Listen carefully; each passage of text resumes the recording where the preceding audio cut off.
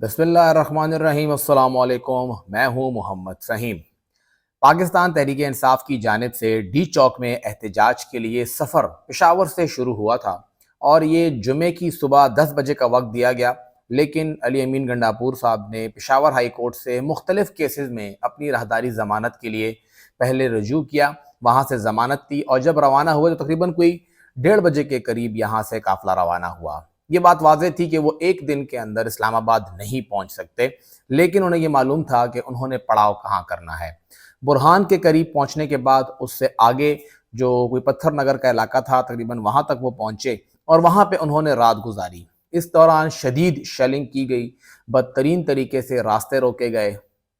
راستے میں موٹر وے پر کیلیں پھینکی گئیں اور پھر پوری کی پوری موٹر وے اکھاڑ دی گئی۔ مختلف مقامات پر راستہ روکنے کے لیے پولیس کی بھاری نفری تعینات تھی۔ ظاہری بات ہے پنجاب کا علاقہ شروع ہو رہا تھا تو پنجاب پولیس تعینات تھی۔ پنجاب پولیس نے وہاں سے شیلنگ بھی کی اور حتیٰ کہ یہ اطلاعات تک آئیں کہ وہاں پر ہیلی سے شیلنگ کی جا رہی ہے اور ایک خاص قسم کا کوئی کیمیکل ہے وہ بھی گرایا جا رہا ہے۔ دوسری جانب سے یہ کہا گیا کہ کیمیکل تو نہیں گرایا جا رہا، لیکن جو شیل استعمال ہو رہے ہیں وہ ایکسپائر ہیں، اس وجہ سے لوگوں کو اپنی جسم کے اوپر جو مختلف ان کے جسم کی جلدیں ہیں، چہرے پہ، ہاتھوں پہ، وہاں پہ ان کو جلن محسوس ہو رہی ہے اور یہ ایک تکلیف دہ ان کو اس وقت اذیت دی جا رہی ہے۔ تو یہ مختلف چیزیں وہاں پہ سامنے آ رہی تھی۔ یہاں سے جو قافلے گئے تھے، پشاور سے جو قافلے گئے تھے، وہ تمام قافلے تو یہاں پہ رکے، انہوں نے وہاں پہ رات رہی، لیکن معاملہ صرف پشاور میں نہیں تھا۔ اسلام آباد میں تقریباً 3-4 مقامات پر، بالکل انٹرچینج کے پاس، 26 نمبر کی چنگی، ڈی چوک کے قریب، مختلف مقامات پر وہاں پر بھی لوگ نکلے ہوئے تھے اور پنجاب سے آنے والے بہت سے لوگوں نے وہاں پہ کوشش کی، وہ ڈی چوک تک پہنچے اور وہاں پر بھی ان کے اوپر بدترین شیلنگ کی گئی۔ یہ شیلنگ صرف اس لیے تھی کہ یہ لوگ ڈی چوک تک نہ پہنچیں۔ اگر ڈی چوک تک پہنچا جاتا وہاں پہ پھر جا کے احتجاج کیا جاتا تو شاید یہ احتجاج ایک ہی دن میں ختم ہو جاتا اور وہاں پہ پڑاؤ نہ پڑتا، لیکن وہاں پہ ان کو روکا گیا اور یہ خدشہ تھا کہ ہو سکتا ہے یہ لوگ ڈی چوک پہنچ کے وہاں پہ بیٹھ جائیں اور پھر دھرنا دے دیں، اور دھرنے کے لیے کسی کو بھی اجازت نہیں ہے، لہٰذا انہیں وہاں سے ایویکویٹ کرنا ہے، وہاں پہ ان کو پہنچنے نہیں دینا ہے۔ تو یہ پوری کی پوری ریاستی مشینری کا استعمال کیا گیا، زبردستی سے ان کو روکا گیا۔ نیگوسیشن اطلاعات آتی رہیں کہ پھر علی امین گنڈاپور صاحب کے ساتھ بہت سے لوگ براہ راست رابطہ کرتے رہے، حکومت کے اندر سے بھی اور انتظامیہ کے اندر سے بھی، کہ آپ یہاں پہ آگے نہ آئیں۔ انہوں نے واضح انکار کیا کہ اختیار میرے پاس نہیں ہے، اختیار عمران خان صاحب کے پاس ہے، آپ ان سے بات کیجئے، اور ان سے بات کون کر سکتا ہے؟ عمران خان ماننے کو تیار نہیں تھے۔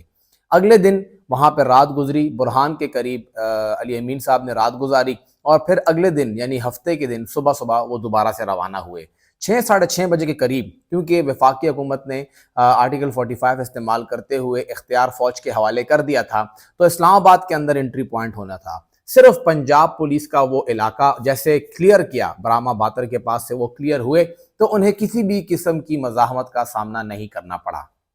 اور تقریباً کوئی 1-1:30 بجے کے قریب وہ اسلام آباد کے بالکل ڈور سٹیپ پہ پہنچ گئے تھے۔ اور پہلی ویڈیو جو سامنے آئی، موبائل فون جیمز تھے، بالکل کام نہیں کر رہے تھے، سگنل کام نہیں کر رہے تھے، کوئی 2:30 سے 3 بجے کے قریب پہلی ویڈیو سامنے آئی جب قافلہ جو تھا وہ مارگلہ روڈ کے اوپر تھا، یعنی خیبر پختونخوا سے جانے والے قافلے اسلام آباد میں داخل ہو گئے تھے۔ علی امین صاحب کی ویڈیو سامنے آئی، انہوں نے کلیئرلی کہا کہ کوئی بھی کسی بھی چیز کو نقصان نہیں پہنچائے گا، پرامن طریقے سے ہم نے ڈی چوک پہنچنا ہے، پرامن احتجاج کرنا ہے، اور وہ بار بار کہہ رہے تھے کہ پاکستان ہمارا ہے، اسلام آباد ہمارا ہے، کسی بھی چیز کو نقصان نہیں پہنچانا ہے۔ اور وہاں سے انہوں نے فیصلہ کیا کہ وہ پہلے خیبر پختونخوا ہاؤس جائیں گے اور وہاں سے پھر ڈی چوک جایا جائے گا۔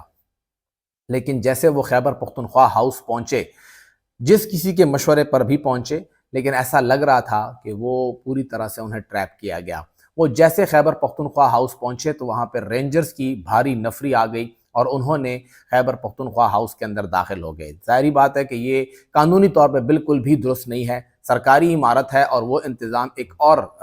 جو سیکیورٹی ایجنسی ہے اس کے پاس ہے، اور آپ زبردستی وہاں گھستے ہیں۔ وہاں پہ گھسے اندر، ساتھ اسلام آباد پولیس بھی تھی۔ خیبر پختونخوا ہاؤس کے اندر شیلنگ ہوئی، وہاں پہ دروازے توڑے گئے، وہاں پہ جو گاڑیاں کھڑی ہیں ان کے شیشے توڑے گئے، وہاں پہ تشدد کیا گیا، اور یہ اطلاعات سامنے آئی کہ آئی جی اسلام آباد نے علی امین گنڈاپور صاحب کو خود گرفتار کیا ہے اور ان پہ الزام ہے کہ وہ ریاست پہ حملہ آور ہو رہے ہیں۔ وہاں پہ گرفتاری کی خبر سامنے آئی، یہ کوئی تقریباً 3:30-4 بجے کے قریب کا وقت تھا، اور اس کے بعد سے علی امین کا کوئی اتا پتہ نہیں ہے۔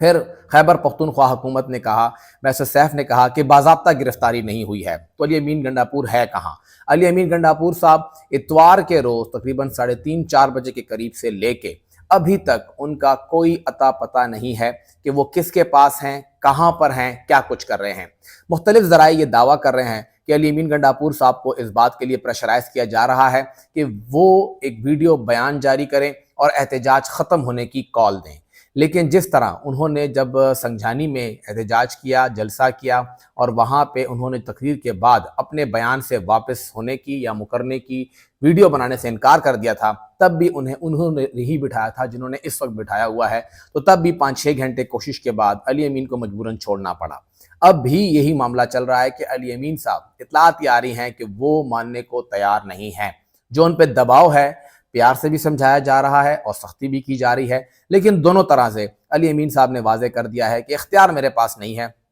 نہ میں کوئی فیصلہ کر سکتا ہوں اور نہ میں فیصلہ کروں گا، اختیار صرف اور صرف عمران خان صاحب کے پاس ہے، آپ جائیں اور عمران خان صاحب کے ساتھ رجوع کیجئے، جو عمران خان صاحب کہیں گے ہم سب وہ کرنے کے پابند ہیں۔ اطلاعات یہ بھی ہیں کہ بیرسٹر گوہر صاحب وہ بیچ میں کوشش کر رہے ہیں نیگوسیشن کرنے کی، انہوں نے علی امین صاحب سے بھی رابطہ کیا ہے، ان کے ساتھ ان کی ملاقات بھی کروائی گئی ہے اور پھر یہ بھی بتایا گیا ہے کہ انہوں نے اڈیالہ میں بھی عمران خان صاحب سے رابطہ کرنے کی کوشش کی گئی ہے، لیکن اس وقت تمام فیصلہ عمران خان صاحب کے ہاتھ میں ہے۔ عمران خان صاحب کیا کرنا چاہتے ہیں؟ پاکستان تحریک انصاف نے احتجاج جاری رکھنے کا اعلان کیا ہوا ہے، احتجاج ختم نہیں ہوگا بلکہ احتجاج اب پورے ملک میں پھیلا دیا گیا ہے۔ پشاور کے اندر بھی احتجاج کی کال دے دی گئی ہے اور خیبر پختونخوا اسمبلی کا ہنگامی اجلاس طلب کر لیا گیا ہے۔ اس کے ساتھ ساتھ یہ بھی اطلاعات آئی ہیں کہ اسلام آباد کا ایک پولیس اہلکار بھی ان جھڑپوں میں شہید ہو گیا ہے، جاں بحق ہو گیا ہے، اور اس طرح سے بہت سے پاکستان تحریک انصاف کے ورکر زخمی ہیں، حتیٰ کہ PK-83 سے پشاور سے ایک ورکر اس کو سر پہ شدید چوٹیں آئی ہیں